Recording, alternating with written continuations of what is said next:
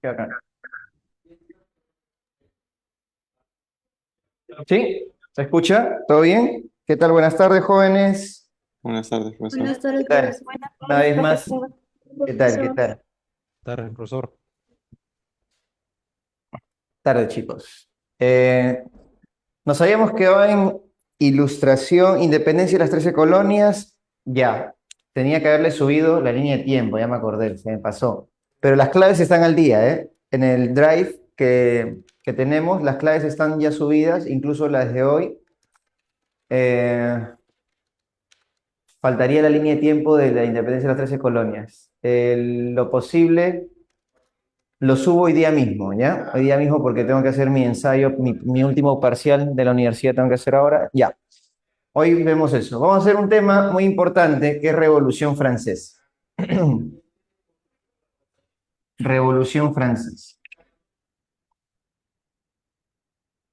A ver, hoy día es 13.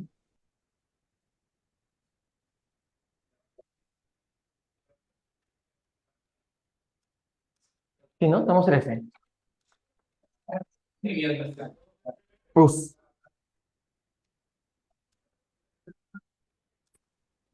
A ver, jóvenes, ya con lo que hemos explicado en ilustración de que Francia desarrolla la Revolución Francesa, para la redundancia,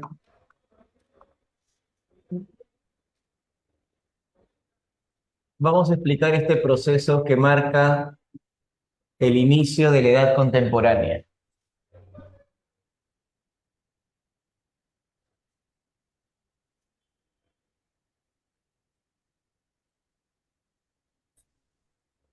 Muy bien.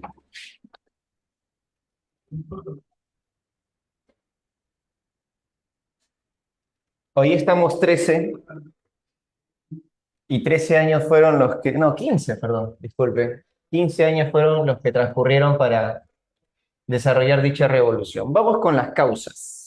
¿Sí? Vamos con la primera parte. Aunque también podríamos definir primero qué es la Revolución Francesa. Haz una pequeña definición o concepto. Es un proceso de transformación.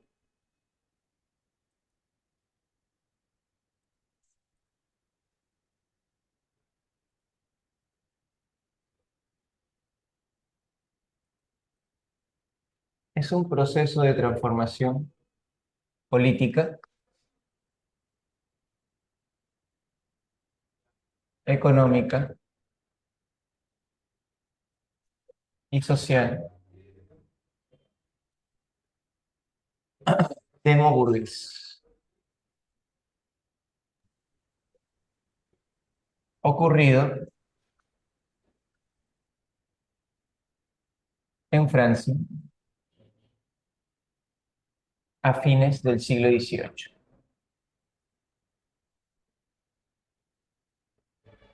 ¿Ok?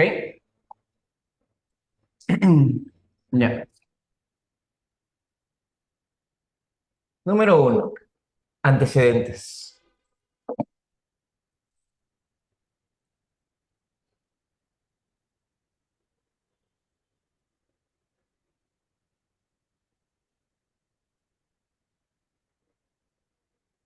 Número uno, antecedentes.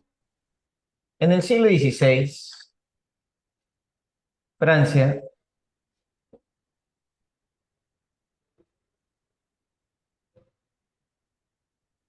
va a gozar de una nueva familia al poder. Se van los Valois y aparecen los Borbón con el rey Enrique IV. ¿No? En el siglo XVII arranca lo que se conocerá como la era luisiana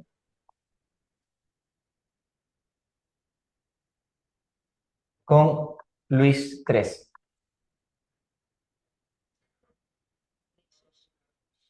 Ya, a ver, ¿qué está pasando por acá?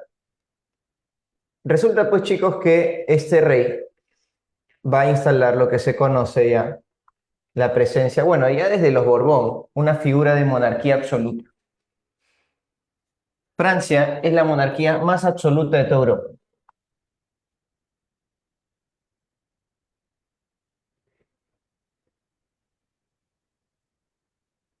una monarquía absolutista. ¿Ya? Ok. El máximo representante de esto va a ser Luis XIV, ¿no? ¿Ok? Para el siglo XVIII, siglo de las luces, Francia, con Luis XIV, se empieza a entrometer en guerras infructuosas. Francia entra en una serie de guerras infructuosas. ¿Qué significa? Que Francia se mete a guerras donde no termina ganando lo que debe ganar. Eh, Tanto Luis XIV, repetimos el plato aquí, Luis XV y Luis XVI. ¿Ok? Estos tres reyes del siglo XVIII se meten a guerras que no deberían haberse metido, como por ejemplo la Guerra de Sucesión Española,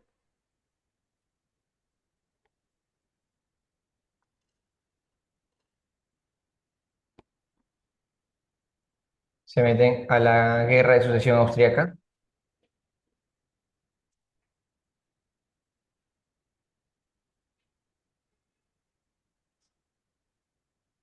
se meten a la Guerra de los Siete Años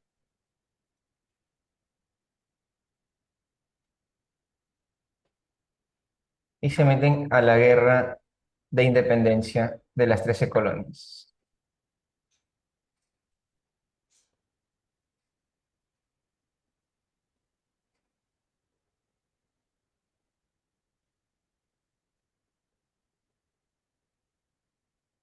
La profe, tantas guerras en el siglo XVIII y Francia en todas se mete, y no solo es que en todas se mete, en todas pierde plata. Porque en la Guerra de Sucesión Española lo único que logró fue, bueno, no lo único, tuvo algunos beneficios con España, porque su nieto de Luis XIV se vuelve rey de España, Felipe de Anjou, el primer rey Borbón. Y lo que se genera a partir de eso es que Francia puede vender su mercadería dentro de América, la América española. En la Guerra de Sucesión Austriaca, ¿sí? Recordemos que Austria es su vecino y va justamente a partir del Sacro Imperio Romano Germánico, se va debilitando, ¿no? Francia es parte de ese proceso incluso. En la Guerra de los Siete Años se pelea contra Inglaterra, en la India y en América. Inglaterra le quita Canadá y algunos dominios caribeños. Y en la Guerra de Independencia de las 13 colonias, Francia se entromete creyendo que puede recuperar los territorios perdidos, pero los Estados Unidos no le van a soltar los terrenos y Canadá, en vez de declararse libre, se declaró autónoma, es decir, siguió estando con los ingleses, eh, pero los ingleses le dan autonomía, ¿no? Para evitar el rompimiento con sus colonias de América. Bien, y Francia no logra, o sea, lo que invierte en las guerras no lo logra recuperar, vamos a decirlo así. Y eso es una causa de tipo económica. ¿Por qué? Porque si estás invirtiendo en una guerra para generar el doble o el triple de ganancias y no lo estás logrando, entonces ya no es una inversión, sino se está volviendo un gasto. Muchas guerras donde Francia se está metiendo porque se cree la potencia europea, y lo era de por sí, ¿no? Tenía un gran ejército, pero se dan cuenta de que están fracasando y la crisis económica se está agravando. Número dos, causas. Y no nos olvidemos que en el mismo siglo aparece la Ilustración o el siglo de las luces,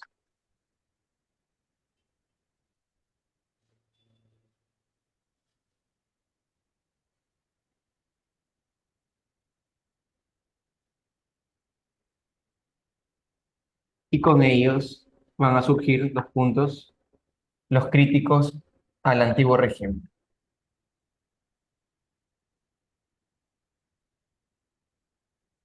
Rousseau, Montesquieu, Voltaire,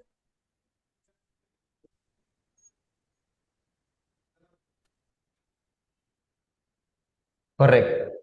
O sea, ya hay cositas que están haciendo que en Francia la gente empiece a criticar, a cuestionar el poder del rey. Bueno, ¿quién paga pato de todo eso? Luis XVI. Número 2. Causas.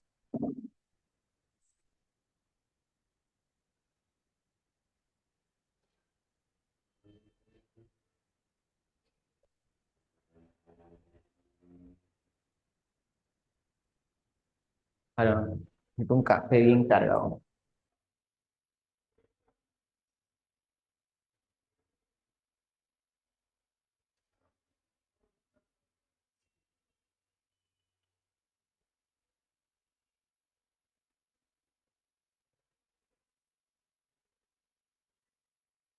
Sí, sí, explícale, por favor. Sí, lo habíamos dicho incluso. Lo habíamos dicho. Ya. ¿Mm? ¿Sí? Ya. Ok, causas. A ver, chicos. 2.1. Causas políticas. A ver, ¿cuáles son las causas políticas de la Revolución Francesa? ¿Eh? Obviamente, el absolutismo monárquico. Absoluto. El absolutismo monárquico. Incluso dentro de esta figura de absolutismo existía lo que se conocía como la carta sellada. ¿Qué es la carta sellada, joven? Era un documento que el rey de Francia, en este caso Luis XVI, ¿no? Vamos a señalar que el rey de esta época es Luis XVI Borbón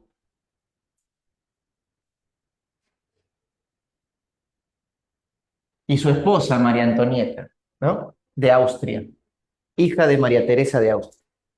Ya, la carta sellada es un documento en el que se encuentran la lista de personas que ese día van a ser procesadas porque posiblemente hayan hablado mal del gobierno, ¿ya?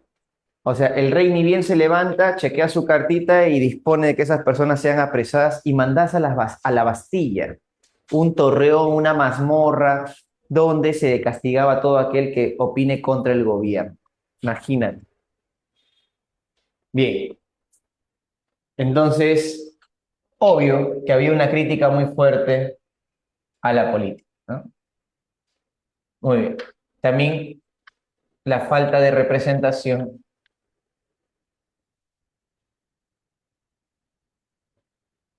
popular.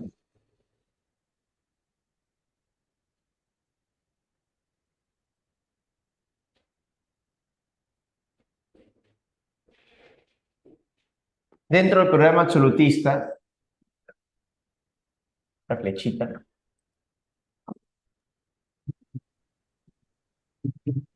no hay una forma de verse representado en este gobierno, ¿no? En lo con mayúscula.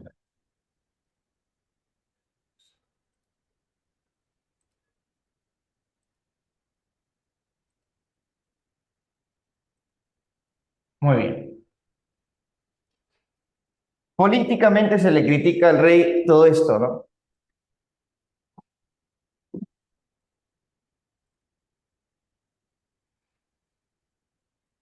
2.2.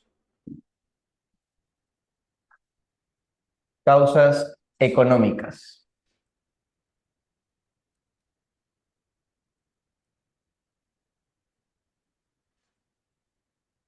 ¿Por qué está pasando Francia en estos momentos una fuerte crisis?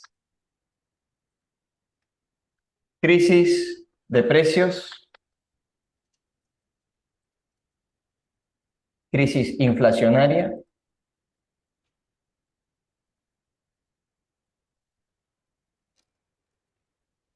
hay una crisis económica que se va a ver reflejado, por ejemplo, en el alza del precio del cereal más importante de todos y su industria, y del producto que sale de esto, el alza del precio del pan. ¿Por qué? Porque obviamente sube o ha subido el precio del trigo y por lo tanto sube el precio de la harina. ¿Ya? Sumemos a esto el despilfarro de las guerras pasadas, el despilfarro del tesoro público.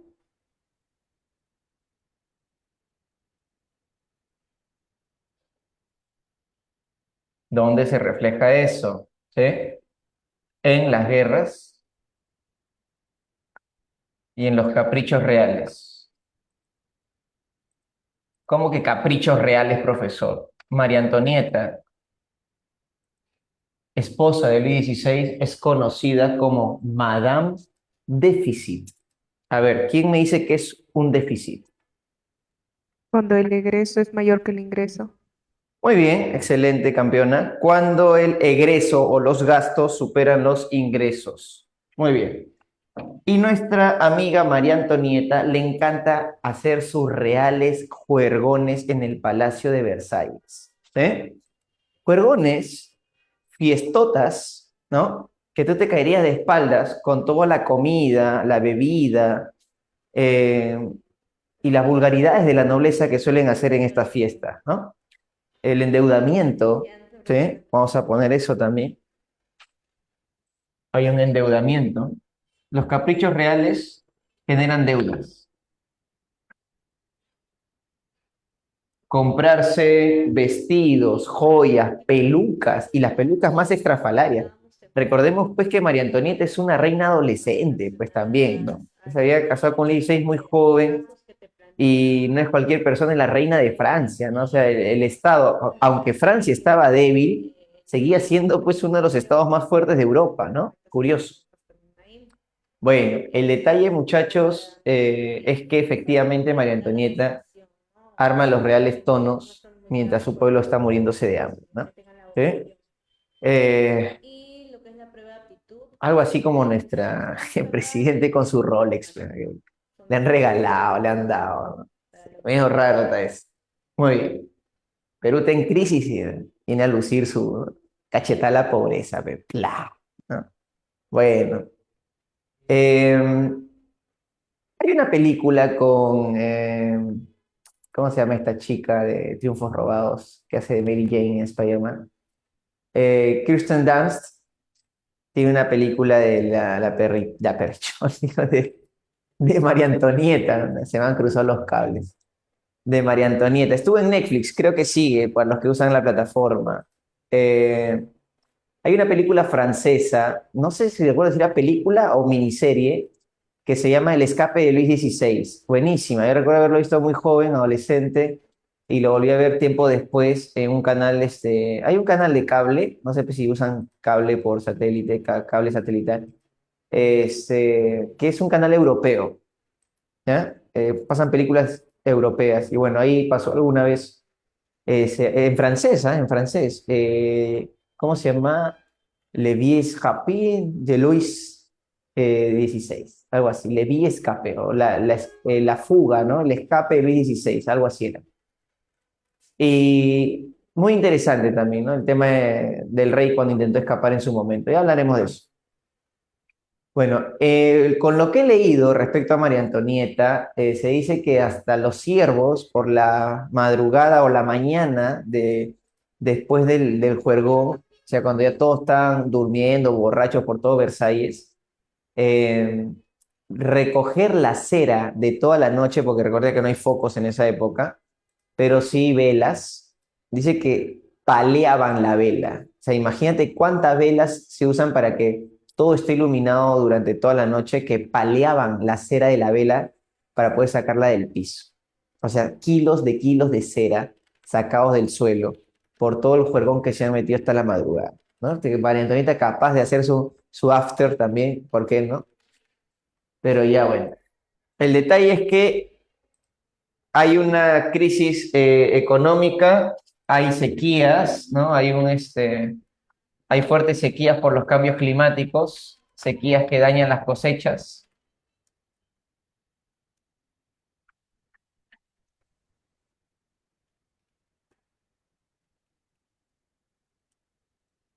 que sí, pues no, que dañan las cosechas. O el sembrío, ¿no? Mejor dicho, ¿no? Sequías que dañan la agricultura, vamos a poner. Mejor. Por eso es que todo estaba caro. El clima no ayudaba en esa época, chicos. El clima no ayudaba.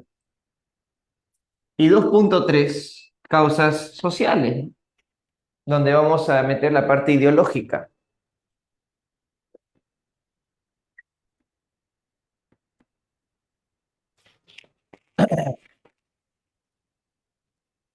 En las causas sociales, vamos a poner la influencia de la ilustración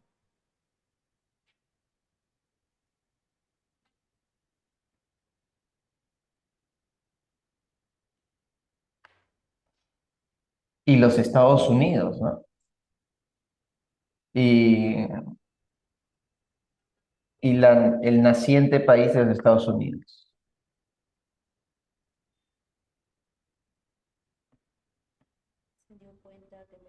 Aunque no lo creas, que Estados Unidos sea una república impulsa a Francia. Perdón, disculpen. Impulsa a Francia que también sea algo parecido, ¿no? O sea, las ideas ilustradas más las ideas de un país naciente guían a calar en el pensamiento francés. Ah, también podríamos decir en causas sociales o slash ideológicas, ¿no? Más allá de la ilustración, mm, la estructura estamental, ¿no? La estructura estamental de la sociedad.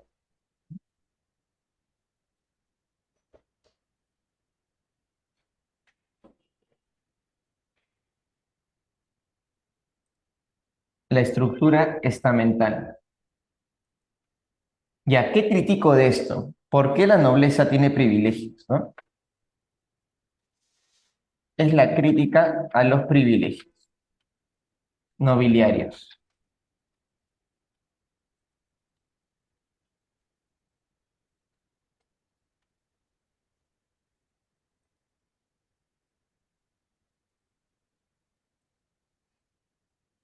Muy bien. Todo esto es un conjunto de causas de por qué va a estallar la Revolución Francesa. Y aquí vamos a hallar el desarrollo de la misma. Número 3, desarrollo.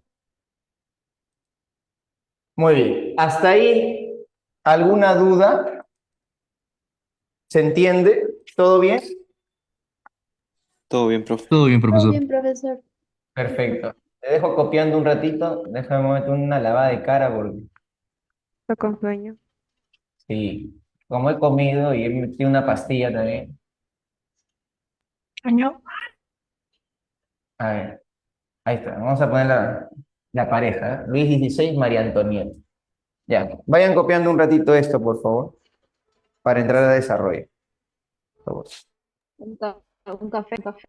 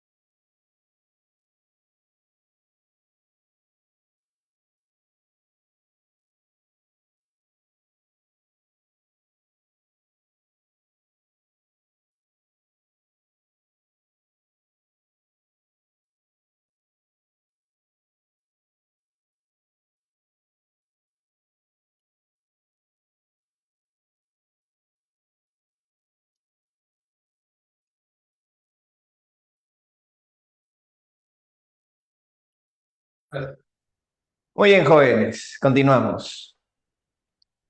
Ya. ¿Hay alguna pregunta que tengan que hacer? No sé, algún dato que hayan escuchado antes de entrar a la revolución ya. De repente alguna duda que han tenido siempre. Ok, entramos a desarrollo entonces. Ya, desarrollo.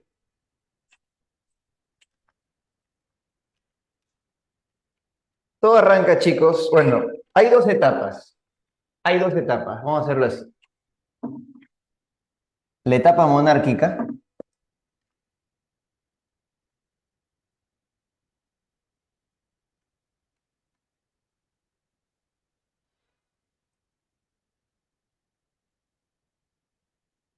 y la otra se denomina la etapa republicana.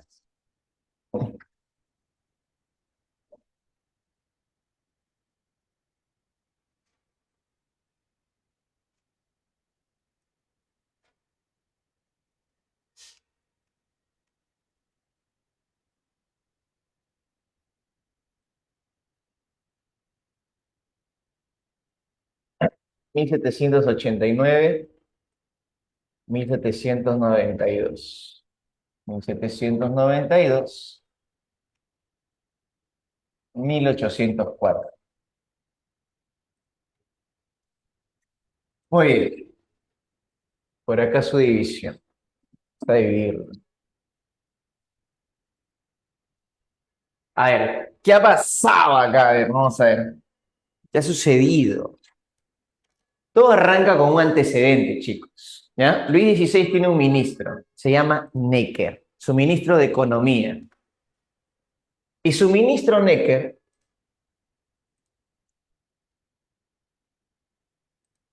le propone algo. Le dice al rey, rey, Francia está hasta el queso. No me digas. Sí, rey, estamos fregados. Ya, está bien. ¿Qué hacemos, Necker? Pero, ¿qué hacemos, Necker, por favor, s'il vous plaît? Le dice. Rey, tengo una solución. ¿Se ha dado cuenta que los nobles no pagan impuestos? Claro, no pagan, ¿no? Por sus privilegios. Ya, rey, Francia está mal, ven. Que se pongan la mano en el pecho y la otra en el bolsillo derecho. Que paguen impuestos. Tienes razón, Necker. Los nobles deberían pagar algunos impuestos porque Francia está en una fuerte crisis.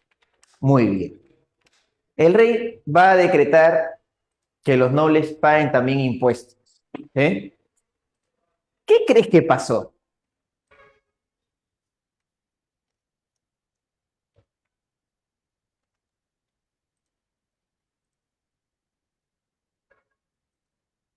¿Tienes alguna idea de qué crees que pudo suceder cuando hicieron esto? Todos se molestaron. No quisieron pagar. ¡Unas basuras! No quisieron pagar. Les llega a tres pepinos el Estado francés. O esa gente, qué loco, ¿no? Le gustan los privilegios del Estado, pero cuando el Estado está en crisis, o sea, no quieren pagar. Y no con esto quieren decir, oh, el profe odia a los ricos. No, no, no, no, no me malinterpreten, ¿ah? Acá no hay una guerra entre pobres y ricos, no, no, no, nada de eso. No hay falsos nobles, pues, ¿no? Se supone que el Estado te está dando privilegios, bien bacán. ¿Por qué no pagar un poco, aunque sea? Suelta un poco de tu plata, ¿no? Si el pueblo está que lo machacas con impuestos, oye, es tu país, ¿no? Pero en esa época el nacionalismo todavía no cojaba, ¿no? Bueno, Necker propone que los nobles paguen. Consecuencia de esto, consecuencia de esto, al rey casi lo matan, ¿no? Los nobles se juntaron y lo arrinconaron. Eso se llama la rebelión nobiliaria. ¿Ya? Como consecuencia, jóvenes, de esta medida, los nobles pidieron la cabeza de Necker, arrinconaron al rey, ¿sí? Y se dio, jóvenes, la rebelión nobiliaria. ¿Eso cuándo ocurrió? Ocurrió a ver, en mayo, abril o mayo de 1789, ¿sí? 5 de mayo, si no me equivoco. A ver, para sacarnos de dudas. La, los estados generales es la siguiente propuesta, ¿ya? A ver, sacamos rapidísimo. Si no era en abril, mayo, claro. A ver, estados generales, vamos a poner el día que empieza todo esto, ¿no? Los estados generales, 1789. Ya.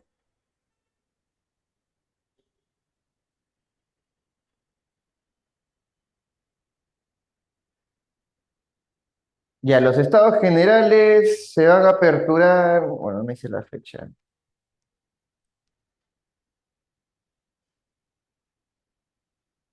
5 de mayo, ok. El 5 de mayo se instalan los estados generales, pero en abril ocurrió esto, un mes antes, ¿ya? Esto ocurre en abril.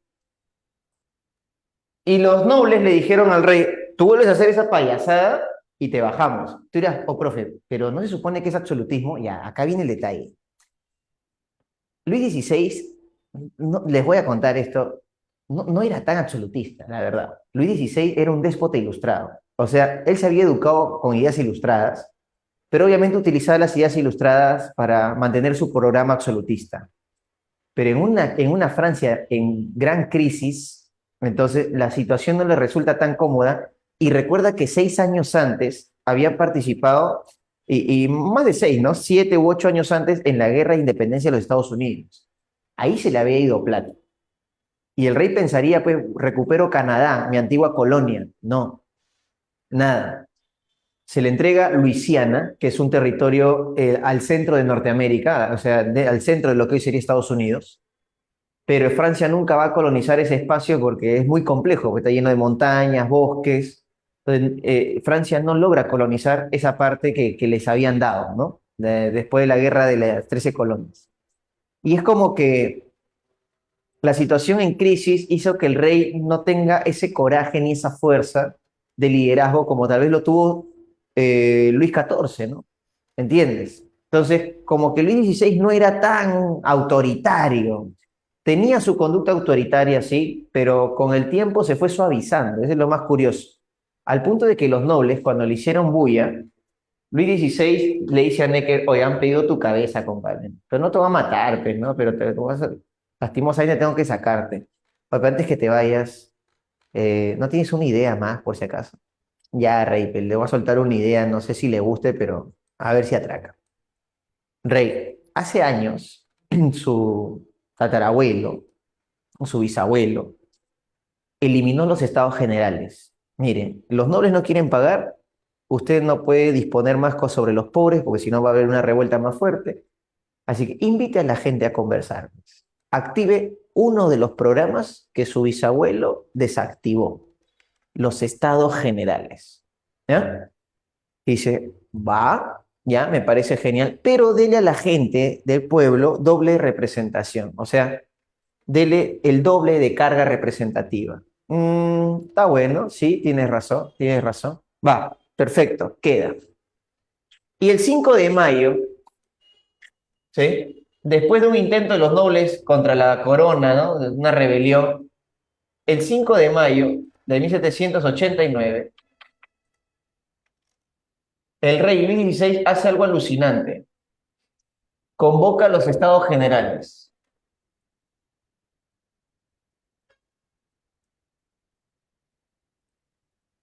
Pregunta, ¿qué son los estados generales? Es la reunión del Parlamento francés, o sea, voy a conversar con la nobleza, el clero y el pueblo, con los tres estamentos. Yo les pregunto, ¿eso es una medida absolutista, verdadero o falso? Profe, Falso. ¿cuál era la pregunta? Falso. Convocar los estados generales es una medida absolutista, verdadero o falso. ¿Falso? Re, Verdadero. Falso. recontra falso, pues muchacho. ¿Qué va a ser un absolutista eso? El absolutista no conversa, decide, tiene capacidad de mando y poder, ¿no? Pero mira lo que hace Luis XVI, ya no puede más. Francia está en una crisis económica tan fuerte, ¿sí? Y en una crisis política también, que se traslada a la sociedad. O sea, es una crisis general que dice, ya no puedo. O sea, Luis XVI ya no puede más. Dice, voy a hacerle caso a mi exministro Necker y convoco los estados generales, que ya existía en Francia, pero que Luis XIII lo había desactivado hace mucho tiempo. Y Luis XVI reactiva esta forma de conversación con la gente del pueblo, los sacerdotes y los nobles. Bacán. ¿Cómo se conformaron los estados generales? 300 representantes de la nobleza, 300 representantes del clero y 600 representantes del pueblo. ¿Ok? ¿Dónde se van a reunir? En las Cortes de Versalles. ¿Qué van a sacar de ahí? Las decisiones que cambien el rumbo de Francia. Primera discusión, ¿sí? El primer debate. ¿Cuál fue? No superar la crisis. No, el primer debate fue cómo vamos a votar cuando toquemos un tema discrepante. Uno era el voto estamental versus el voto per cápita o voto individual.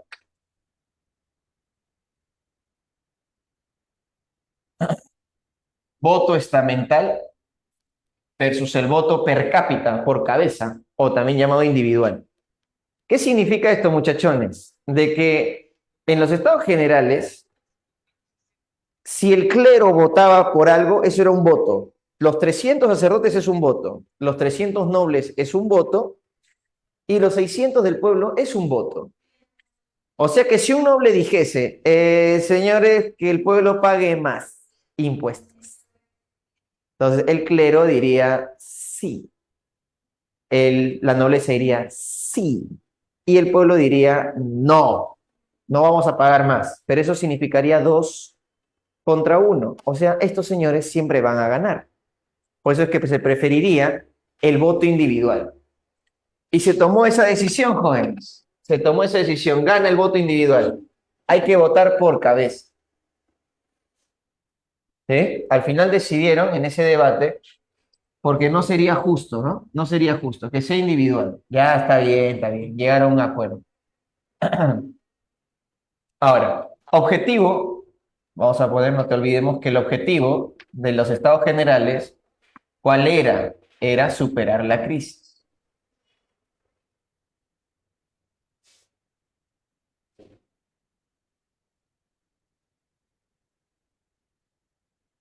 Muy bien. Hasta que pasa algo. Horarios falsos, le cerraban la puerta en las narices a la gente del pueblo, los representantes, ¿no? Hubo elecciones por toda Francia para elegir representantes y vayan a Versalles a discutir. Eh, Empezaban a chotear a la gente del pueblo en varias reuniones, ¿no? Como te digo, le dan o fechas falsas u horarios falsos para que no lleguen a las reuniones. Y eso generó malestar. Entonces, llega un momento, más o menos estamos hablando del mes de junio, cuando se va a dar el famoso junio-julio, más o menos, el juramento del Salón del Juego de la Pelota. A ver, ¿Cómo? ¿qué cosa es el juego de la pelota? ¿Conocen el badminton? No, déjalo ahí nomás. Me suena. El badminton es como el tenis, pero la pelota tiene unas plumitas, ¿no? Así Y en sí. y en el Palacio de Versalles había un área, pero el palacio es grandazo, muchachos, ¿ah? Si algún día ustedes tienen la oportunidad de ir a Francia, hagan el tour a Versalles. Es una cosa maravillosa. Te lo digo yo porque he visto videos, ¿no? O sea, no he ido, pero he visto videos. He visto. Se ve chévere, se ve chévere. ¿Ya? El día que vaya a Francia te comentaré también, ¿no? En el siguiente ciclo, posiblemente. Muy bien, no, mentira, tienes que ingresar sí o sí, ¿ya? Tienes que ingresar. A ver. Juramento del juego de la pelota, ya. El 20 de junio, correcto. 20 de junio. Vamos con las fechas. El 20 de junio del mismo año, ya no voy a poner el año porque vamos a resaltar el año más bien, para que entendamos que está ocurriendo todo en el 89. Y cuando sea algo del 90, vuelvo a señalar el 90.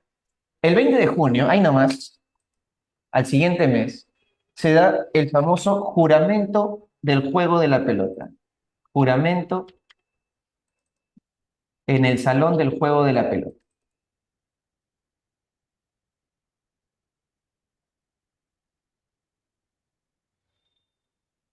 Ya, ¿qué es esto? Resulta, muchachos, que el pueblo ya hastiado, ¿sí? De que le estén choteando a cada rato, se van a otra sala del Palacio de Versalles y dicen, ¿saben qué? Nos llegó altamente todas estas reuniones. Nosotros somos los verdaderos representantes de Francia, somos la mayoría y nosotros no nos vamos a frenar hasta que Francia tenga una constitución. Hemos dicho, sí, bravo, vive le France, toda la gente ahí vitoreando, ¿no? Y hacen este juramento. No se seguirán reuniéndose hasta que Francia tenga una constitución. Ah, caray. ¿Y qué acaba de suceder? Resulta que ahora esto cambia de nombre. Se va a llamar, muchachos, la Asamblea Nacional.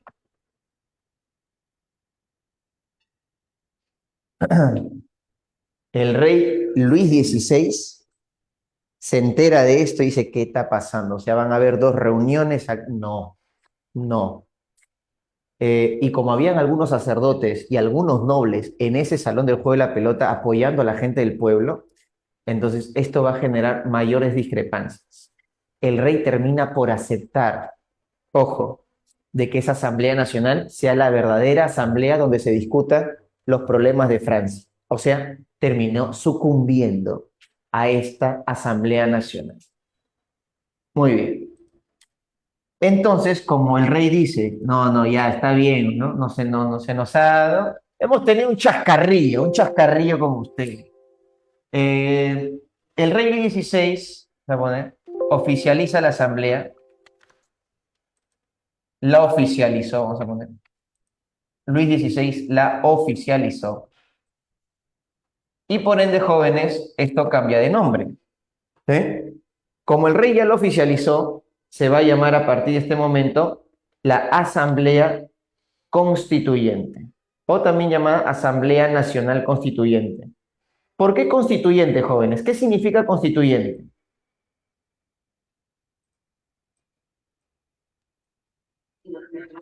En la Constitución. Que se va a tener que construir una constitución. ¿Ya? Muy bien. ¿Cuándo? El 9 de julio. El 9 de julio arranca ahora la Asamblea Constituyente. Y recordemos que la palabra constituyente significa que voy a crear una constitución.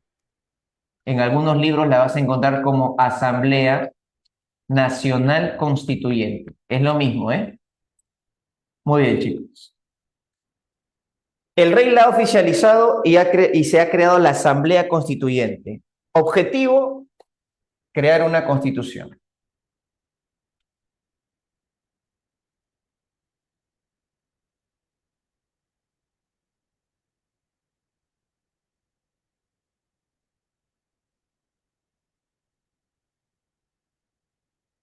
Todo bonito, todo bacán. Pero vino el 14 de julio. La gente del pueblo sale a las calles a marchar porque quieren hacer sentir la presión sobre la corona. Apoyado por el sector burgués, los comerciantes, los más interesados en que exista una constitución que regule el comercio y permita a los burgueses justamente comercializar y hacer crecer sus empresas y sin tener trabas feudales. Bueno, eso también es una causa, ¿no? Podríamos agregarla también como una causa económica, ¿ya? Podría ser, ¿por qué no? El interés de la burguesía en eliminar las trabas feudales. Eso es una causa. Si quieres, agrégale eso en tu cuaderno, ¿eh? Una causa de la Revolución Francesa es que el sector burgués busca mayor libertad comercial. Vamos a... Acá, mira, acá hay espacio. ¿Eh? Dice, una de las causas económicas sería mayor libertad comercial.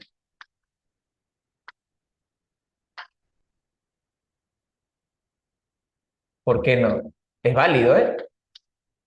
El sector burgués busca esto. Y para meter presión salen a las calles el 14 de julio. A ver, ¿quién sabe qué pasó el 14 de julio? Toma de la Bastilla. Muy bien, muy bien. La imagen más famosa, un cuadro de la Bastilla con humito, ¿no? Una imagen muy conocida. Se da la toma de la Bastilla. Y que en la Bastilla, ¿qué había? Presos políticos, gente que por opinar contra el rey estaba presa. Muy bien. La gente salió a marchar, salieron por las calles de Francia, un montón de campesinos, obreros, bueno, gente de toda clase social del pueblo, ¿no? De todo oficio, ¿no? Salieron, fueron a la Bastilla, ¡pah! Se bajaron, mataron a los guardias, agarraron al director de la Bastilla de apellido Lournay, lo decapitaron, pusieron su cabeza en una pica, ¡pah! Y así lo pasearon por toda Francia. Imagínate, imagínate. Viva la libertad. ¿Y cuáles son los principios de la revolución?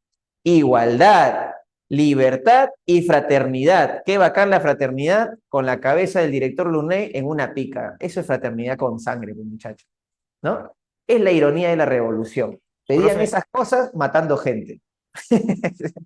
profe, Querían libertad. Dime, te escucho.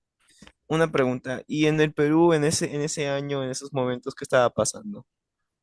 1789, ya había terminado la rebelión de Tupac Amaru, estaba el virrey, a ver, Manuel de Guirior, ya está por ahí, porque ya el año siguiente se inauguraba el Mercurio Peruano, revista que daba a conocer algunos datos curiosos del Perú a nivel social y político y económico.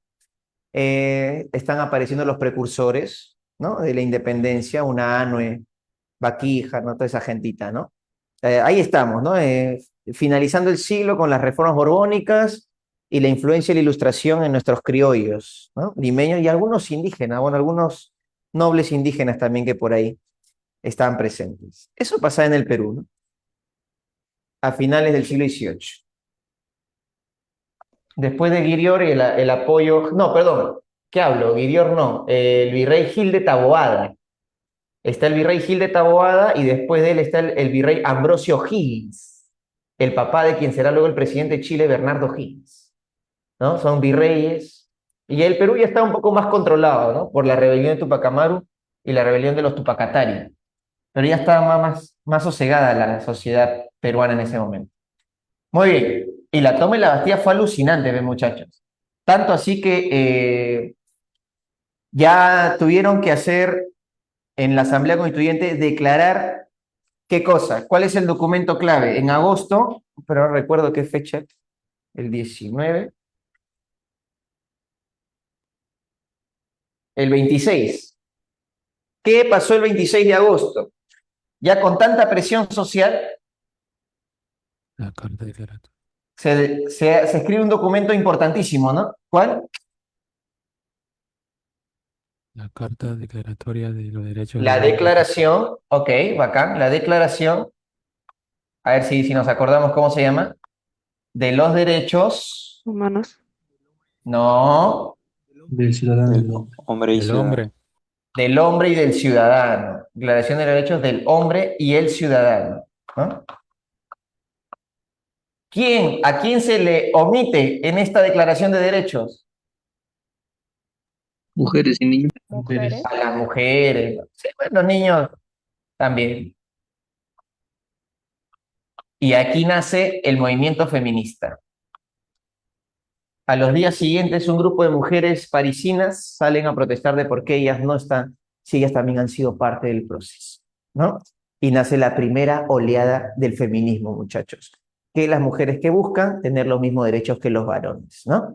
Muy bien, un movimiento importante en Europa y en el mundo para que la mujer logre la igualdad. Al menos las dos primeras olas feministas buscaron esa igualdad y lo lograron. Ya la tercera ola que viene hace unos, a ver, los años 60, unos 60 años atrás, más o menos, ya busca otro tipo de reivindicación femenina, ¿no? O sea, ya no es igualdad de derechos porque ya lo tiene. Lo que busca hoy el feminismo ya es otro tipo de discurso, ¿no? La identidad de género, el tema de Empoderamiento. el empoderamiento femenino, ¿qué más? Eh, Leyes como, ¿no? Debatir la ley de aborto, el mismo hecho de la maternidad, ¿no? El cuestionamiento de que la mujer no ha venido a este mundo solo a dar hijos, ¿no? Patriarcado. La lucha contra el patriarcado, contra el machismo. O sea, ya es un discurso que no busca una igualdad, ¿no? Porque ya la igualdad ya se logró, sino ya vienen a hacer otro tipo de reivindicaciones, ¿no? Pero hay que tener cuidado también con ese discurso, ¿no? Porque a veces se van al extremo algunas mujeres y ya no son ni feministas, sino se van al embrismo, ¿no? Donde ya, no, el hombre no interesa, ¿no? El varón no importa, muerte al macho, ¿no? Bueno, como toda ideología siempre trae extremos, ¿sí? Pero ya hablaremos de eso más adelante. Hay un tema para eso, ¿no? Cuando hagamos revolución sexual en los 60, y vamos a conversar en la Guerra Fría, la Guerra Fría es bacana, ¿eh? Porque es prácticamente todo lo que hoy conocemos, ¿no? Toda la ideología del siglo XIX desemboca en el siglo XX y ahí es donde todos conocemos. Bien, Declaración de Derechos del Hombre y del Ciudadano. ¿Cuáles son los tres principios básicos de las ideas liberales? Porque esto es ideas liberales ya puestas en papel. En el liberalismo clásico, la defensa de tres cosas, ¿no? Tres elementos. ¿Qué se defiende en el liberalismo clásico? ¿Derecho a qué? Muy bien, excelente. Quien sea que lo haya escrito, muy bien. Miguelón, chévere, Miguelón. Vida, derecho a la vida, derecho a la libertad y derecho a la propiedad, ¿no? Esos son los tres fundamentos clásicos del liberalismo, ¿no? Hay que defender eso. Muy bien. Que curiosamente el libertario Javier Milei, presidente de Argentina, lucha, ¿no? En su batalla cultural contra la izquierda progresista, se ha declarado libertario y que va a defender los elementos clásicos del liberalismo, ¿no? O sea, uno pensaría que esas ideas quedaron atrás, ¿no? Mira, ¿no? El presidente de Argentina retoma este tipo de discurso clásico. Curioso. Muy bien. Acá en el Perú estamos lejos, ¿ah? Acá en el Perú no tenemos representantes ni de un lado ni de otro. Ahora, no sé si han visto noticias, ¿no? Antauro se ha unido con los de JP, ¿no? Bueno, ese grupo de izquierda. Que la política peruana es un chiste mal contado. Y no hay representantes de derecha. Yo no sé si Keiko va a volver a postular, creo que ya es suficiente. Ya demostró que la chica es muy salada, así que, no sé, cualquiera que combata contra ella en política, el otro va a ganar. El antivoto es fuerte. Bueno, no tenemos no Peter tenemos. Castell, profe. ¿Cómo? ¿Quién? Peter Castell. Palabra de maestro. Ya fue, ya. Bueno, y le han aumentado sus años de prisión al buen Peter. Ya fue, pues. Bueno, no hay representantes en el Perú desde hace ya buen tiempo atrás. Bien, documento clave, pero ¿Para ojo, cuándo? ojo. Te escucho. A ver, dime. ¿Qué ibas a decir? Cuéntame. ¿Alguien iba a hablar? ¿No? Ok, ya. Escuchen, esa es una declaración. ¿Sí? Es una declaración. Profesor, igualito que cuando yo me declaré con mi enamorada. Claro, es una declaración oral, no es ningún contrato, ¿no? Entonces, chicas, ya saben, si tu pareja o, bueno, tu pretendiente ahorita se declaran de ti, no, con documento en mano, firma y ponle Papelito una, manda. claro, papelito manda y ponle una cláusula, si me eres infiel, me vas a depositar 500 soles, mínimo, págame la terapia, ¿no? Eso, mínimo. Y Claro. viceversa también, ve chicos, también, ¿no? No, no. No, mira, la otra infiel. No, no. Pero si fuera al revés. Al revés también, sí, igualdad. Ya, Todas. todas mienten. Declaración. No tiene qué cosa, una vinculación directa. Pregunta, ¿qué documento sí tendría peso legal? Porque declaración es declaración, es una proclama. ¿Dónde estaría el peso legal? ¿En qué documento? La Constitución. Constitución. Una constitución. Muy bien, muy bien. Ya, eso es el objetivo de la clase del día de hoy.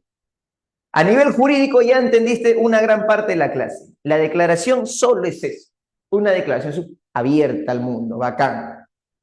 Igual que la actual, la Declaración de Derechos Humanos, es una declaración. Si quiere cada país, obedece o no obedece.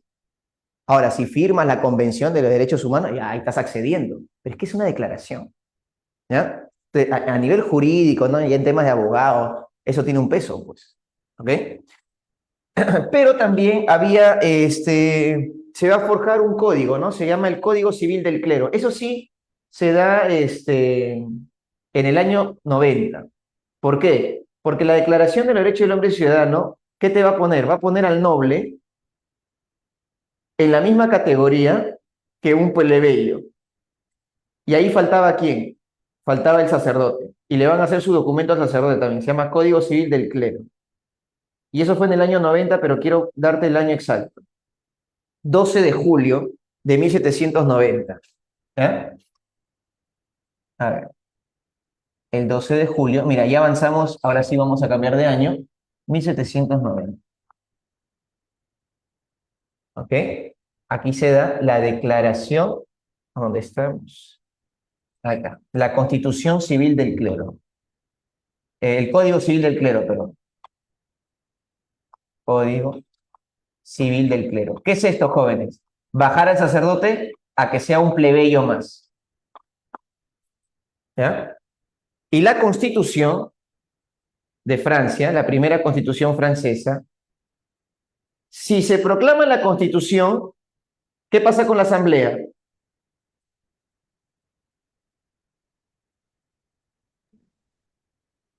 ¿Qué pasa con la Asamblea, chicos? ¿Pierde jerarquía? No es que pierda jerarquía, en realidad desaparece. Queda ¿Eh? obsoleta ya. Se disuelve, pues. ¿Por qué? ¿Cuál era el objetivo de la Asamblea Constituyente? Crear una constitución. Y si la creas, ya no tiene sentido. Hay que sacarla. Ok, y es así entonces que el 3 de septiembre del año 91, ¿eh? Un año después, ¿no? Después de tantas reuniones, el 3 de septiembre de 1791, aparece la Constitución, la primera Constitución francesa. Ok. Y por lo tanto, ahora sí, todo lo que se haya discutido antes como declaraciones o algunas normas aterrizan acá. Y si ya hay constitución, lo lamento, Asamblea Constituyente, chao, nuevas elecciones, porque ahora nace ¿qué cosa? ¿La Asamblea qué? ¿Legislativa? Legislativa, muy bien, excelente. Ahora nace la Asamblea Legislativa. Ya, vamos a poner acá la fecha.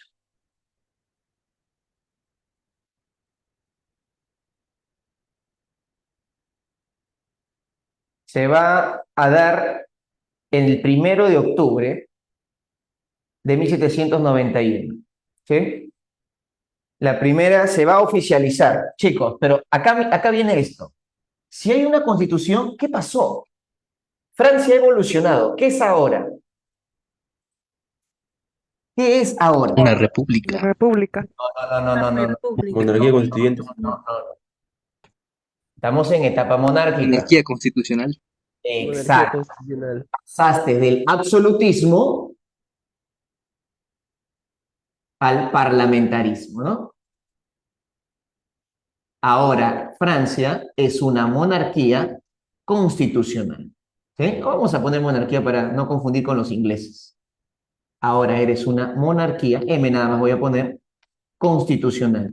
Y para que sea constitucional, ¿quién tuvo que firmar la constitución? Sí. El rey Luis XVI. Perfecto. Perfecto. Ya entendiste. Para que sea constitucional, el rey la ha firmado, lo que significa que Francia acaba de evolucionar en su etapa monárquica. Profe, qué bacán. Oye, de verdad, profe, Luis XVI no es absolutista del todo. Está prácticamente cediendo ante los liberales franceses y ante la presión popular. O sea, el rey ha firmado la constitución y ha cambiado el juego, ¿no? De la política francesa. Y acá viene el problema. ¿Sí? El 3 de septiembre, la Constitución declara el inicio de la Asamblea Legislativa y empieza sus operaciones en octubre. ¿Ya? Le vamos a poner acá así, un asterisco, lo que estamos haciendo, puntitos. Aparece la Asamblea Legislativa.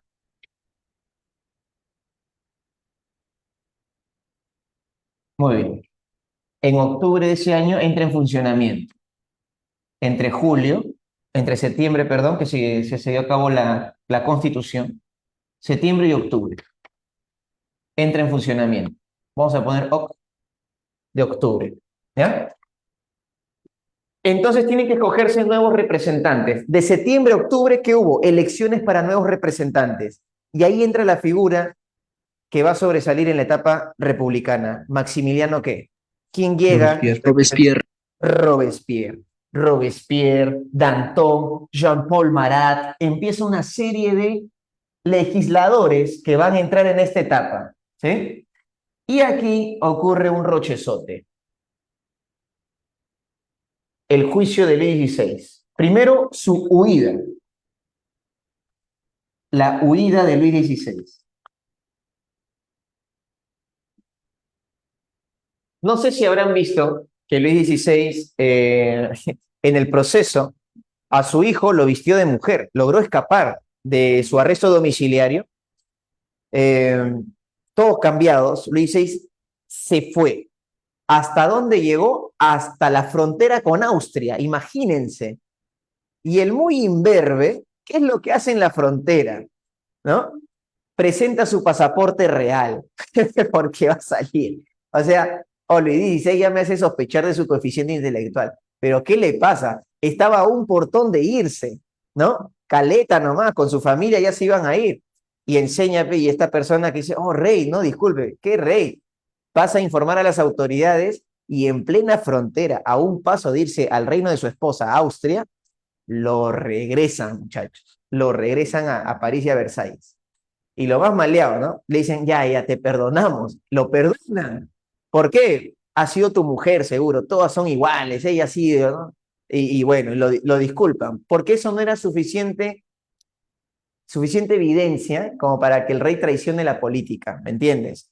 Entonces no era motivo como para arrestarlo o algo así, pero sí mantenerlo en su, entre comillas, acordonado en su casa, ¿no? En uno de sus palacios, ¿ya? ¿Cuándo se destapa el chupe? Cuando durante la Asamblea Legislativa, Austria y Prusia deciden invadir Francia. ¿Eh? Invasión austroprusiana.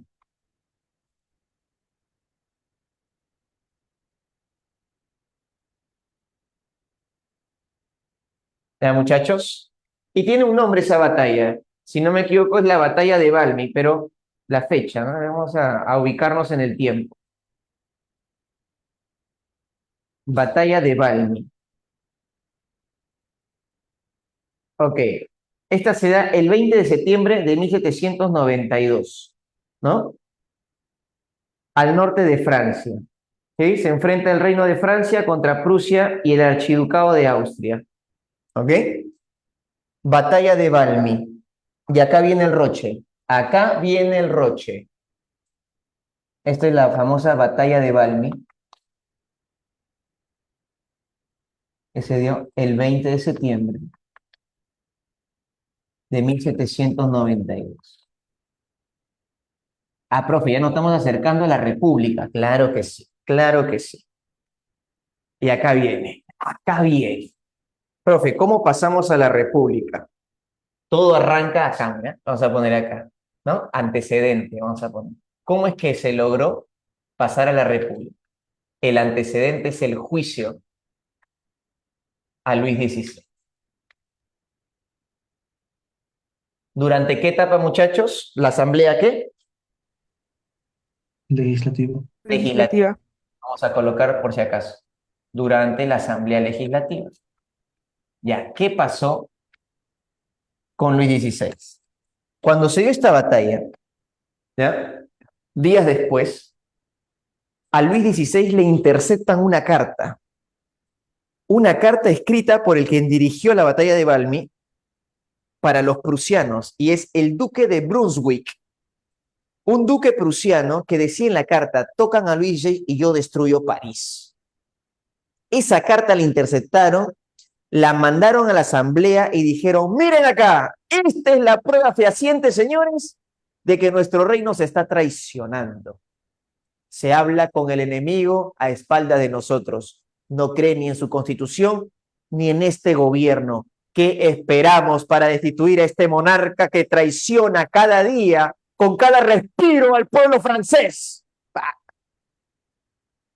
Lo presentan y la gente empieza a discutir en la asamblea legislativa. ¿Qué hacemos con él? ¿Qué hacemos con él? ¡Juicio, señores! ¡Matémoslo! No, que es muy exagerado matarlo, mantengamos en prisión. Votación entonces, señores, votación. ¿Eh? Y deciden votar. ¿Y qué van a votar? Si lo matan o no lo matan a Luchito. ¿Ya? La mitad dijo: sí, mátenlo. La otra mitad dijo: no, no me lo maten, por favor. ¿Ya? Faltaba un voto. Y faltaba el duque de Orleans, el primo de Luis XVI. Señor duque, falta usted. Mire, voy a ser sincero, él es familia, él es sangre. Pero que el pueblo haya decidido: maten, no sé qué. Y le dice: sí, maten a Luis XVI. Mira, el primo atorrante. Muy bien. El juicio de Luis XVI vino acompañado de su sentencia y su muerte. ¿Solo él? ¿A quién más? ¿Tu esposa? Y a María Antonieta, ¿no? Muy bien. Todo eso se decidió durante la Asamblea Legislativa, ¿ya? Pero, vamos a borrar esto, disculpe. Pero los legisladores dijeron: bueno, señores, ya no tiene sentido. El rey dejó de ser monarca de este territorio porque el pueblo así lo ha dicho, o al menos el pueblo entre comillas, ¿no? Los legisladores. Entonces, ¿qué va a suceder acá? Nace y deciden estos legisladores formar un nuevo equipo o un nuevo modelo de política francesa y apuestan por nada más y nada menos por la República. ¿Ah? A ver, vamos a poner la fecha. ¿Sí? La fecha de la República, que arranca en el año 92. Primera República Francesa. Y si digo primera, es porque los franceses están ahorita, si no me equivoco, están en su quinta república. 21 de septiembre, muchachos. Ahí nomás, al día siguiente de la batalla de Valmy, nace la República Francesa. 21 de septiembre de 1792. Nace, jóvenes, la Primera República Francesa.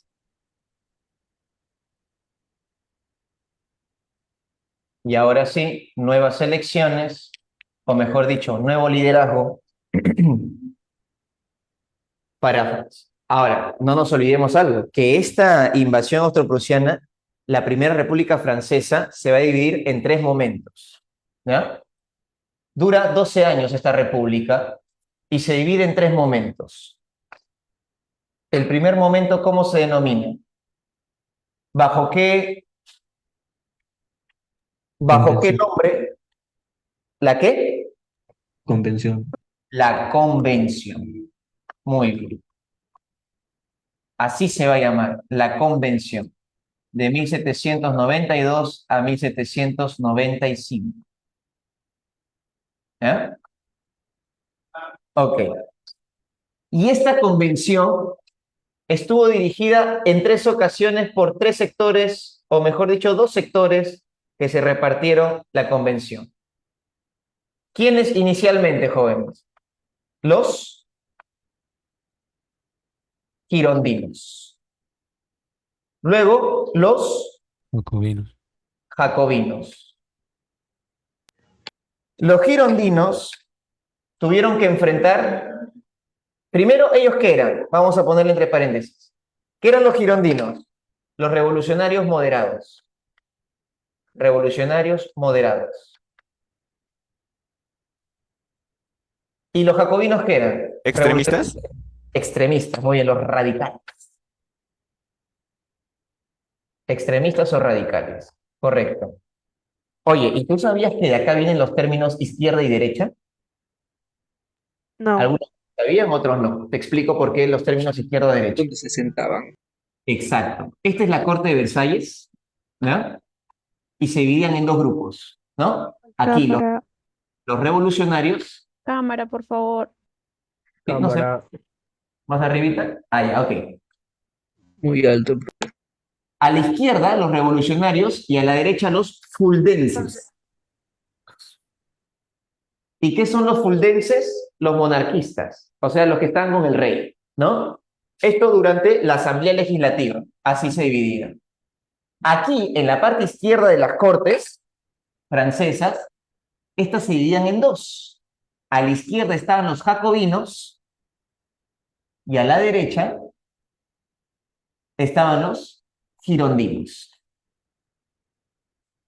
¿Ya? Y ahí viene el término izquierda y derecha, los moderados y los radicales. ¿Ok? Ahora, ¿quiénes vamos a decirlo, en el globo político de la izquierda, quiénes entran a la izquierda?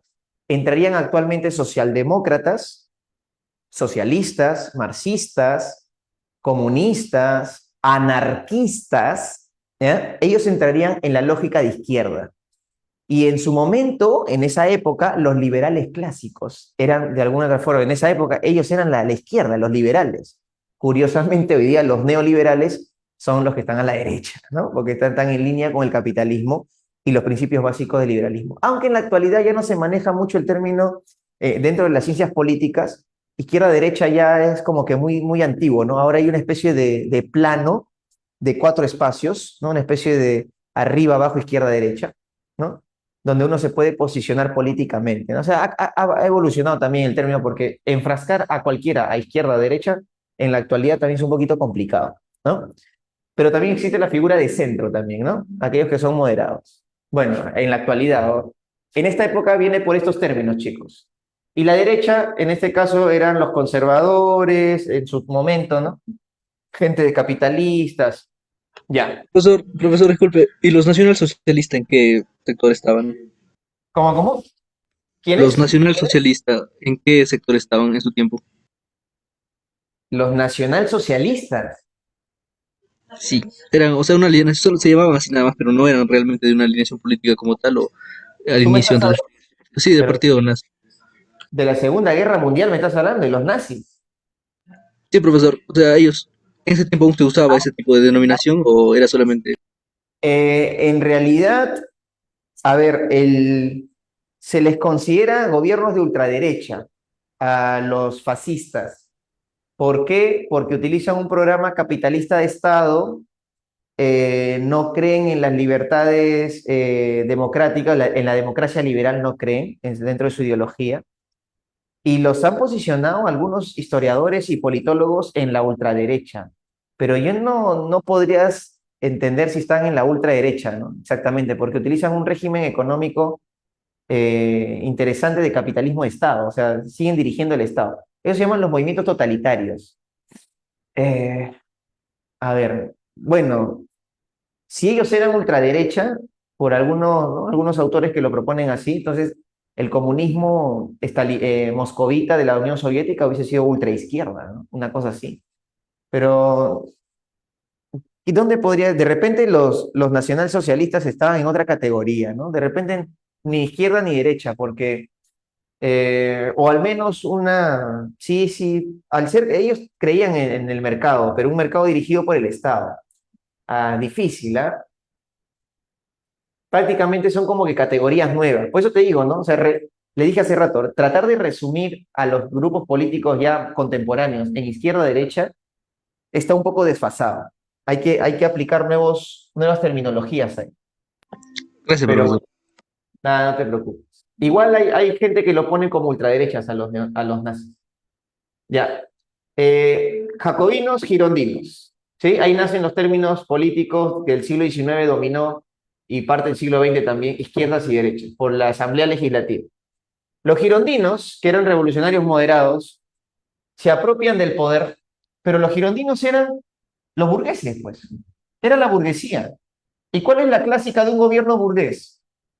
¿Gobernar para quiénes? ¿Para quiénes gobiernan los ricos, chicos?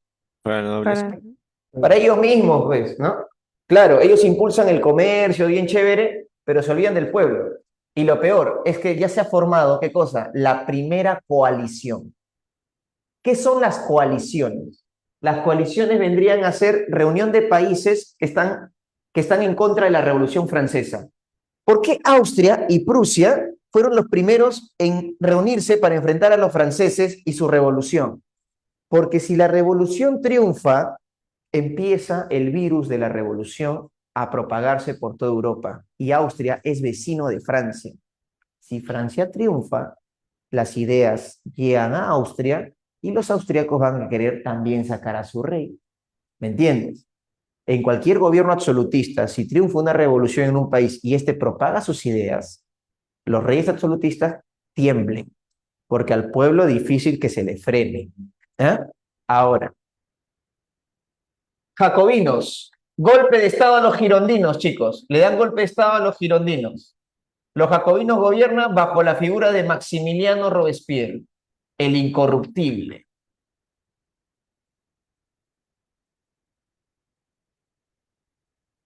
Maximiliano, perdón, Robespierre, el incorruptible. A este no se le podía romper la mano, ni coimear, ni nada. El tipo era hecho y derecho. Pregunta, ¿qué era Robespierre? ¿Un noble? ¿Quién era Robespierre? ¿Qué oficio tenía? ¿Sabe? no, Abogado. sí, profe. Era profesor, era maestro. Ah, profe, como nuestro expresidente. No, Robespierre sí era inteligente, chicos, sí era inteligente. ¿Ya? Robespierre, ¿qué te puedo decir? Era un hombre de clase media, ¿no? Docente, ¿no? Profesor, y termina siendo legislador en esta época de la Asamblea Legislativa, ahora dirige Francia, o sea, un profesor de clase media dirigiendo Francia, un hombre de pueblo, ¿no? Bueno, de un pueblo medio acomodadito, pero pueblo al fin y al cabo, ¿ya? De un sector pues moderado. Y él es un radical, pues, es un incorruptible. Entonces, ¿qué hace Robespierre? Enfrenta a jóvenes a través de su Trinidad, ¿no? Robespierre tiene un programa, ¿cómo decir? De un programa político, tiene tres instituciones que lo van a acompañar. Se llama el Comité de Salvación Pública,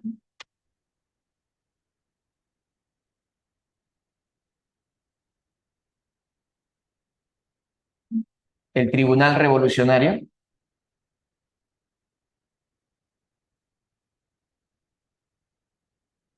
y, a ver, si no me logro confundir, había una institución más. Un momentito, Robespierre.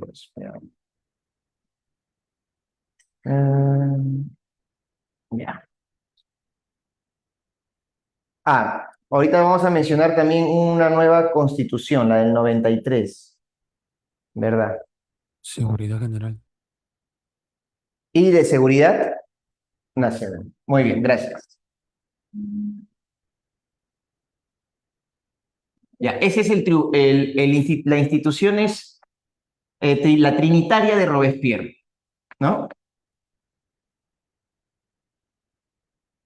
Ok, esas tres instituciones eran con las que dirigía Robespierre. ¿Y qué hace Robespierre? Se baja la primera coalición.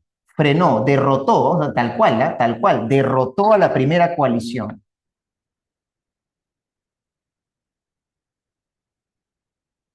Esto fue algo alucinante. Un profesor de clase media dirigiendo Francia, bajándose a los enemigos ingleses, austriacos y prusianos. Pero ojo, habían más países. ¿Qué países integraron la primera coalición? Te lo voy a mencionar ahorita. ¿Ah? La primera coalición contra Francia lo integraron. Ojo, Austria, que bueno, el Sacro Imperio Romano Germánico, ¿no? Y la monarquía Habsburga, Prusia, Gran Bretaña o Reino Unido, monarquistas franceses que apoyaron, España, Portugal, Nápoles, Cerdeña y algunas provincias de los Países Bajos. O sea, todo un montón de países se reunieron para bajarse a los franceses y Francia gana. ¡Qué alucinante! ¿Ya te imaginas a Robespierre cuando triunfa sobre la primera coalición? O sea, un grupo de países se ha juntado y tú solito, Francia, con el ejército que tienes, que es la herencia del gran poderío francés, ¿no? De los Borbones, logra frenar y derrotarlos y votarlos. Robespierre está en las nubes, la gente lo ama, ¿sí? Pero Robespierre también está con los muñecos, pues, muchachos. ¿Por qué? Robespierre está nervioso. Porque dirigir un país como Francia, con guerra internacional, con espías británicos dentro de tu país, ¿sí? Y con una sociedad que todavía no se acomoda a un modelo republicano, o sea, no es fácil el nivel de estrés que soporta Robespierre, o sea, una persona de clase media, que además de ser un docente que manejaba un aula, ahora diriges un país, ¿no? Con una previa experiencia como legislador, o sea, el nivel de estrés que lleva Robespierre es tan grande que también esto se le escapa de las manos, ¿no? Tiene tanto poder sobre Francia que, como te digo, vive muñequeado, vive asustado, nervioso, que cualquier mínima sospecha que haya, ¡pam! Guillotina. ¿Por qué? ¿Por qué? ¿Por qué? ¿Cómo se le llama al gobierno de Robespierre?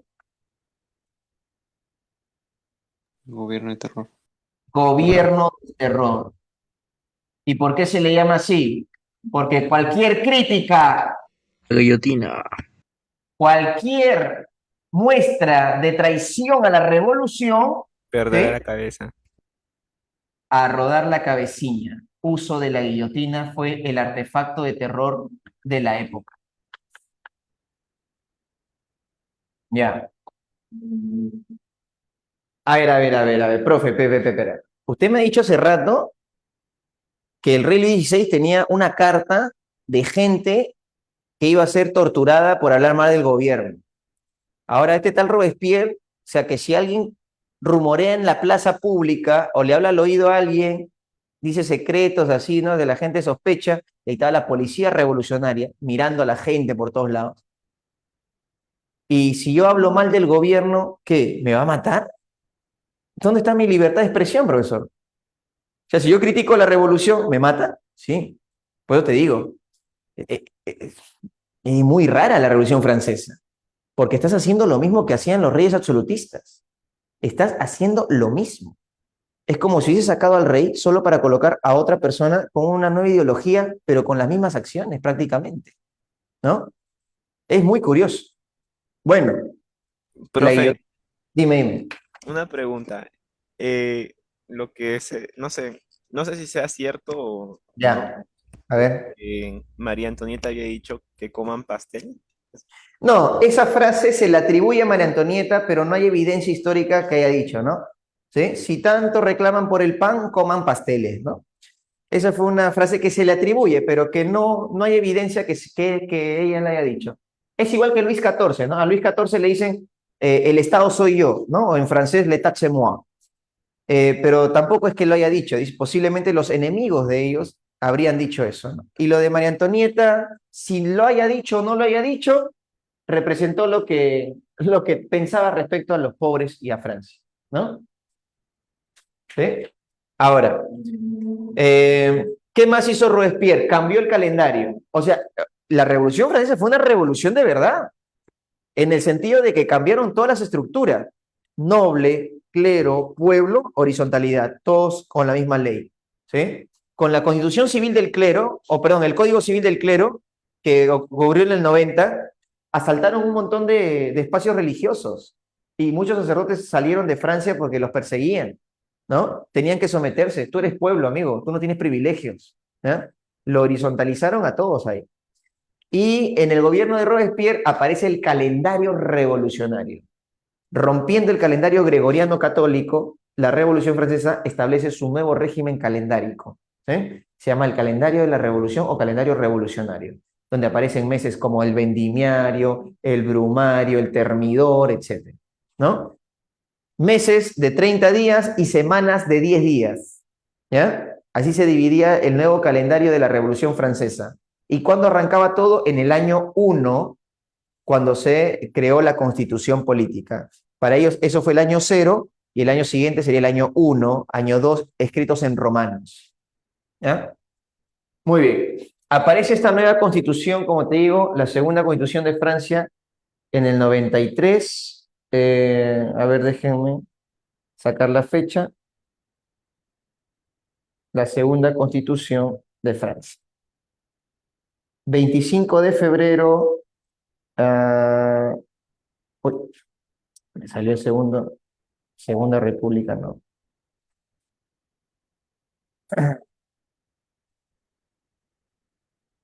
Segunda Constitución de Francia, 1700. Ya. Ok, Constituciones de Francia, acá está. 1793, pero no me sale la fecha, caray. 2 de junio, ¿sí? Durante la etapa de los girondinos, se había creado una nueva constitución. Eso sí, lo puedes agregar, por favor, en tu cuadernito por acá. Aquí se había establecido una segunda constitución francesa. A ver, ¿con qué color estamos? Amarillo.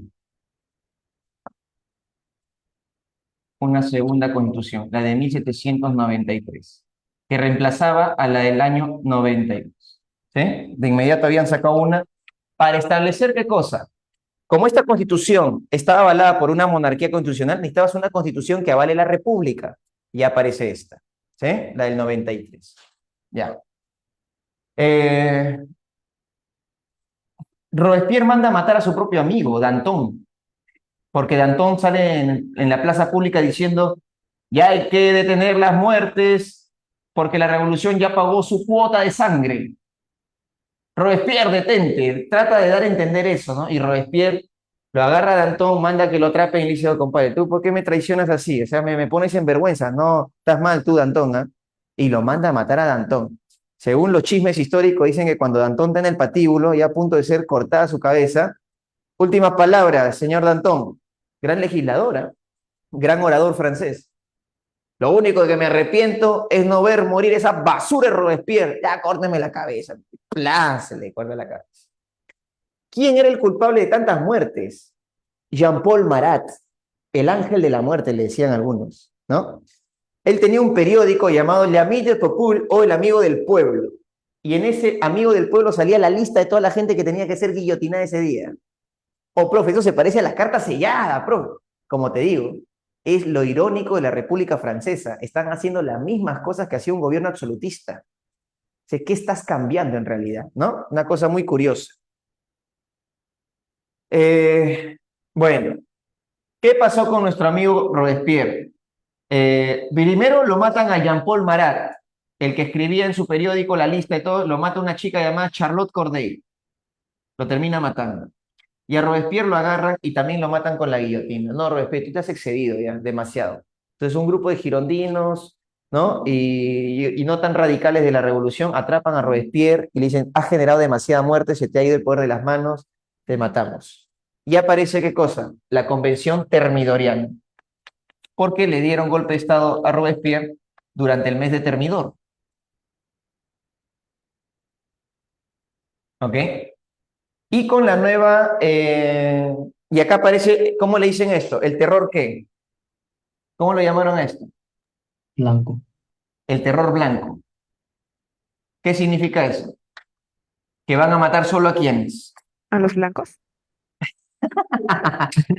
Racismo a la Y después inversa.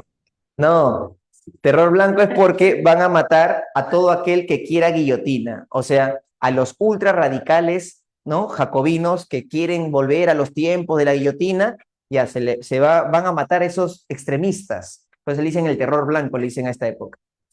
Y van a crear una nueva constitución que es la del 95, pero vamos a ver si agarro la fecha acá. Esta fue el 20 de septiembre del 92, la tercera constitución de Francia.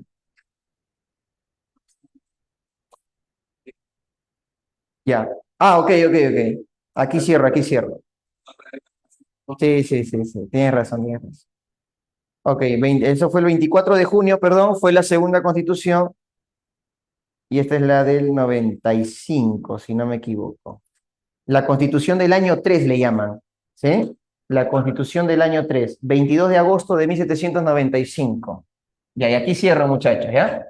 La otra semana entramos con Napoleón. 22 de agosto de 1795 aparece la tercera constitución francesa. ¿Y esta da inicio a qué, chicos? Y ahí me voy. ¿A qué? Y a la otra semana continuamos. Eso sí, lo voy a hacer en clase. ¿Qué sigue? ¿De la convención qué sigue? directorio. El directorio. Muy bien. El directorio. Ya, me voy con esto rapidísimo para que quede al menos como lección de clase. Jóvenes, date cuenta, ¿cuánto dura la República? ¿Cuántos años dura la República?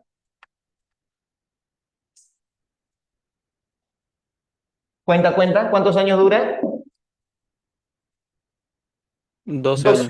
12 Muy bien. años. Sí. Una república que dura 12 años porque luego sigue el Imperio francés. Les pregunto a ustedes, son 3 momentos republicanos, convención, directorio y consulado. Ya, para irme con esto la otra semana lo explico, pero quiero que hoy te vayas con esto. ¿Qué intentaron hacer esos 12 años? Crear una república en 3 formas distintas. Convención, directorio, consulado. Pregunta. Y luego volvieron al imperio, bueno, en este caso volvieron a una forma monárquica bajo la figura de un emperador llamado Napoleón. Saliste de Luis XVI y terminaste con un tal Napoleón Bonaparte. Y en el medio 12 años de república. ¿Qué significa eso, chicos? ¿Alguna idea? ¿No? Yo te lo digo. Están experimentando qué hacer con su país porque no tienen la más mínima idea los franceses qué es vivir en una república. Francia existe como reino desde la Edad Media, caída del Imperio Carolingio, hasta 1792 ha sido una monarquía. Y en 12 años han querido experimentar qué cosa es una república. Y no les ha salido, y 3 veces lo intentaron con 3 modelos distintos, como te digo, ¿no? Y no les sale. ¿En qué desemboca esto? En escoger a un rey llamado Emperador Napoleón, que les va a dar a los franceses una nueva perspectiva de gobierno. ¿Sí? A eso es a lo que voy. Terminas con una monarquía para empezar un nuevo imperio, con una transición republicana, hasta que Francia se vaya adoptando a la república años más adelante. Bueno, bacán, para hacer un poco de análisis. Listo, chicos, nos vemos la próxima semanita, nos quedamos con D y E, ¿no?